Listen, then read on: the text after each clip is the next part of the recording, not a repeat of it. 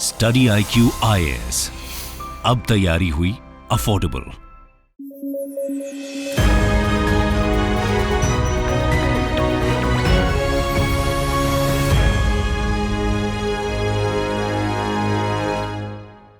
Hello and welcome to Study IQ PCS में आप सभी लोगों का बहुत बहुत स्वागत है।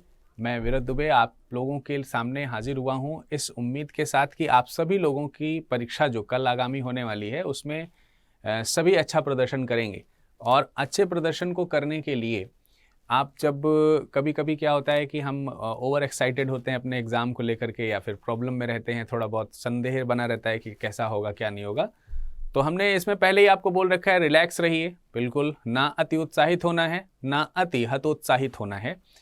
इस क्रम में आप जब भी एग्ज़ाम सेंटर में एंट्री करने लगें, जब आप एग्ज़ाम सेंटर के अंदर प्रवेश कर रहे हो उससे ठीक पहले यदि अगर आप यहाँ पर जो चेकलिस्ट प्रदान की गई है एक बार इसे जांच लेंगे तो आपके लिए काफ़ी ज़्यादा ये हेल्पफुल हो जाएगा। तो चेकलिस्ट को एक बार देख लेते हैं। आप इसको ज़रूर एक बार देखिए, 2 मिनट का समय लगेगा आपको इसको देखने में और आराम से आप इसकी सारी चीज़ों को अलाइन कर पाएंगे। सबसे पहले तो चेकलिस्ट में सबसे नंबर 1 पर आपका कॉल लेटर है। अभी भी यदि अगर आपने कॉल लेटर नहीं निकाला है तो निकाल लीजिए, 11th आवर में इसका काम ना करिएगा। तो प्रवेश पत्र के बिना तो आपको अनुमति ही नहीं मिलेगी एग्जाम सेंटर में इन होने की। इसके अलावा दूसरा आपको ध्यान रखना है कि आप जब एग्जाम सेंटर पे जाएं तो अपनी 2 पासपोर्ट साइज फोटोग्राफ्स जो है वो ज़रूर लेकर के जाइए। और अब आपके मन में ये संदेह होगा कि सर ये पासपोर्ट साइज जो फोटोग्राफ है ये कौन सी ले जानी है।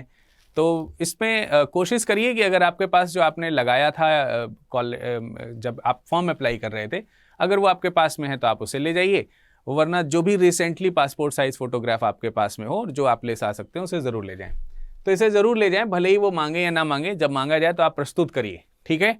क्योंकि आपका एक लक्ष्य होना चाहिए कि आपको किसी प्रकार से इन्विजिलेटर या फिर दूसरे जो भी वॉलंटियर्स हैं एग्जाम्स के वहाँ पर सेंटर में, उनसे आप किसी प्रकार से उलझने का प्रयास ना करें। इसके बाद आप फ़ोटो ID प्रूफ्स ज़रूर लेकर के जाइए। फ़ोटो ID प्रूफ्स होनी चाहिए। इसमें तमाम तरीके की ID प्रूफ्स हो सकती हैं। आप इसमें पासपोर्ट हो सकता है आपका, इसके अलावा ड्राइविंग लाइसेंस हो सकता है, इसके अलावा आप आधार ले जा सकते हो, ठीक है, आधार ले जा सकते हो। स्टेट गवर्नमेंट या फिर जो सेंट्रल गवर्नमेंट है उससे अप्रूव्ड जो IDs होती हैं वो IDs आप ले जा सकते हैं, वगैरह वगैरह, ठीक है। तो कोई भी ऐसी चीज़ आप ले जाइए जो कि आपकी फ़ोटो आइडेंटिटी को क्लियर करता हो। तो आप इसमें जनरली जो है आधार कार्ड सभी के पास प्रस्तुत होते हैं या होते ही हैं, या फिर आप इसमें जो है वोटर ID कार्ड भी ले जा सकते हो, ठीक है, वोटर ID, इस तरीके की चीज़ें आप ले जा सकते हैं, तो ज़रूर ले जाइए, राइट।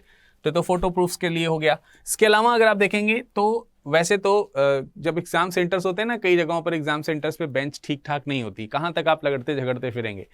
तो हो सके तो आप अपने लिए साफ़ सुथरी बगैर कुछ लिखी हुई हार्ड बोर्ड ले जा सकते हैं या फिर क्लिप बोर्ड ले जा सकते हैं, और इसके बारे में इंस्ट्रक्शंस जो है आपके आपका प्रवेश पत्र है उस प्रवेश पत्र में दिया गया है, तो आप उसको रीड करके ज़रूर जाइए। मैं आपको अभी प्रवेश पत्र के बारे में भी दिखा देता हूँ कि कहाँ कैसे क्या चीज़ें। इसके अलावा ये ले जा सकते हैं क्योंकि जिससे कि आपको ये लिखने में या OMR भरने में जब डार्क करते हो ना, तो अगर सीट पे कहीं पे होल्स हैं या छेद वगैरह है तो OMR फट जाता है या उसमें होल्स हो जाते हैं, तो उससे बचने के लिए आप क्लिप आर्ट चाहें तो ले जाएं। इसके अलावा ये बहुत बहुत बहुत इंपॉर्टेंट चीज़ है, आप OMR में सिर्फ और सिर्फ ब्लैक बॉल पॉइंट पेन का इस्तेमाल करेंगे। Gel pen, fountain pens are strictly prohibited, आप इसे यूज़ ना करिए। साथ ही साथ किसी भी दूसरे कलर का, कि सर हम तो ब्लू ले आए हैं, उसमें स्पष्ट रूप से लिखा है प्रवेश पत्र में, आप इसका यूज़ नहीं करेंगे। आप सिर्फ ब्लैक इंक का ही बॉल पेन खरीदेगा, ठीक है। और उसको पहले से चला के देख लीजिएगा, थोड़ा सा रफ हो जाए, वो इजी हो जाए, स्मूथ हो जाए चलाने के लिए, तो ये ज़रूर करिए। इसके अलावा आप यहाँ पर फेस मास्क, कोरोना गाइडलाइंस को फॉलो करते हुए आपने फेस मास्क को ज़रूर लेके जाइए। इसके बगैर आपकी एंट्री रोकी जा सकती है, तो आप फेस मास्क मैंडेटरी है, अलग से लिखा हुआ है, अति आवश्यक है। और उसी प्रकार से आप सैनिटाइज़र, हालांकि एग्जाम सेंटर्स पे सैनिटाइजर्स रहेंगे, पर हो सके तो आप अपना खुद का एक छोटा सा सैनिटाइज़र साथ में लेकर के जाएं और अपने आप को भी बचाएं और दूसरों को भी। और अंत में एक इम्पॉर्टेंट बात यह है कि पानी पीने जाने के लिए बार बार परमिशन आपको ना लेनी पड़े, और पानी की कमी आपके शरीर में हो ना, इसलिए आपके पास में एक वाटर बोतल होनी चाहिए। But keep this in mind कि वो वाटर बोतल जो है वो ट्रांसपेरेंट हो, ठीक है, पारदर्शी वाटर बोतल ही होनी चाहिए। ये नहीं कि आप पेप्सी की बोतल लेके जा रहे हैं उस पर पूरा पेप्सी लिखा हुआ है, भाई सिंपल सी बात है, वाटर बोतल लेकर के जाइए, उसके ऊपर कुछ लिखा ना हो, ट्रांसपेरेंट हो, ट्रांसपेरेंट वाटर बोतल अलाउ है, और लेकर के जरूर जाइए, पानी पीने के लिए समय बर्बाद ना होना पड़े या फिर पानी की कमी ना हो आपके पास में, इसके लिए। ठीक है, तो दीज आर सम चेकलिस्ट जो कि आपको जरूर यहां पर फॉलो करनी चाहिए before entering in the exam centre. You must check this checklist.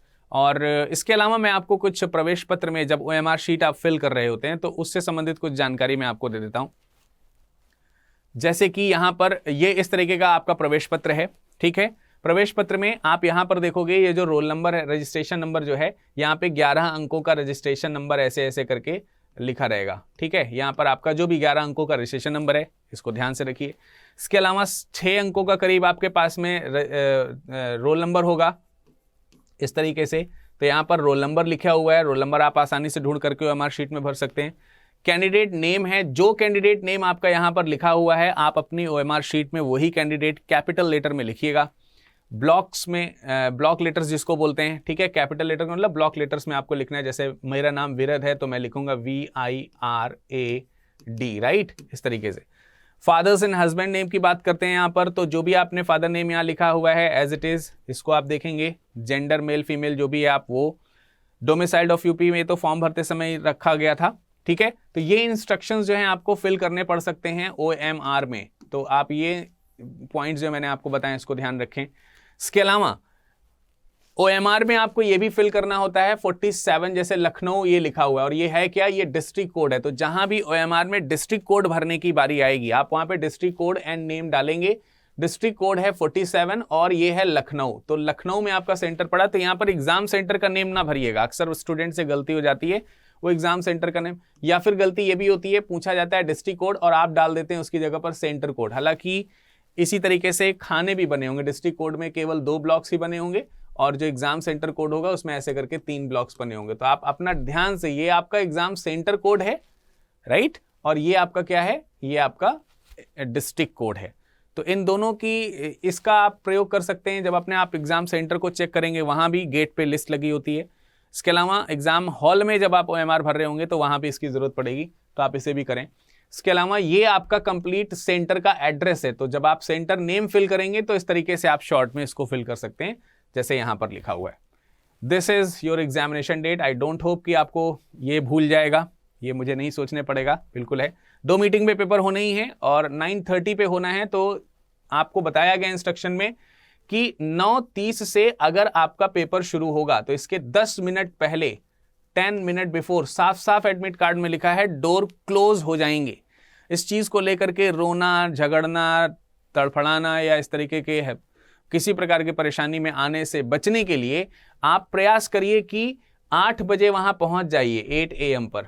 ठीक है, तो ये यहाँ पे जाके उनसे मत लड़िए, गेट कीपर्स जो हैं या फिर डोर के पास जो लोग खड़े हैं या फिर गार्ड्स वगैरह जो हैं वहां पर, उनसे आप मत लड़िए झगड़िए, उनका कोई वो नहीं है। आपको साफ साफ इंस्ट्रक्शंस दिए गए हैं, आपका गेट 10 मिनट पहले बंद हो जाएगा। आप वहां पे ये नहीं बोल सकते अभी तो एग्जाम शुरू नहीं हुआ है, ऐसा है वैसा है, 1 मिनट मेरी जिंदगी का सवाल है। जिंदगी का सवाल है तो आप उसके लिए केयरफुल रहिए। जो गार्ड्स हैं या फिर दूसरे ऑफिसर्स जो वहां पर हैं वो आपकी इस मिस्टेक के लिए किसी प्रकार से जिम्मेदार नहीं है, चाहे पानी बरसे चाहे कुछ भी हो। तो 9:30 से आपका शुरू हो जाएगा, तो आप 8 बजे पहुंच जाइए। 8:30 बजे से या 9 बजे से आपकी एंट्री जो है वो होनी शुरू हो जाएगी और आराम से आप जो है 10 मिनट पहले गेट क्लोज हो जाएगा, आराम से आप अंदर बैठ के रिलैक्स कर सकते हो, पेपर आने का वेट कर सकते हो। सिमिलरली सेकेंड मीटिंग में भी आपको यही करना है। यहां पर भी 2:30 बजे जो है आपका पेपर शुरू होगा, CSAT वाला जो है। और देखिए सब्जेक्ट कोड, फर्स्ट पेपर के लिए सब्जेक्ट कोड जो है दैट इज 23 और उसका नाम है जनरल स्टडीज 1। तो आप GS1 ना लिखें, जनरल स्टडीज 1 लिखिए, थोड़ा सही रहेगा। और 23 कोड लिखेंगे फर्स्ट टाइम के पेपर में, 24 कोड लिखेंगे सेकेंड टाइम के पेपर में। ये चीज ध्यान रखनी ही है। और यहां पे कैंडिडेट जो है अपना वो सिग्नेचर करेगा इन्विजिलेटर के सामने, तो आप सिग्नेचर कर लीजिएगा।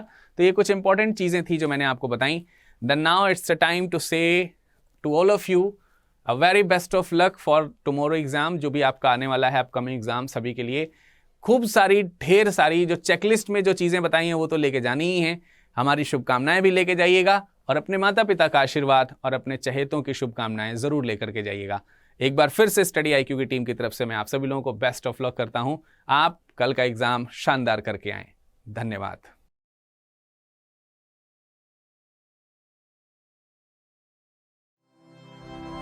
स्टडी IQ IAS, अब तैयारी हुई अफोर्डेबल।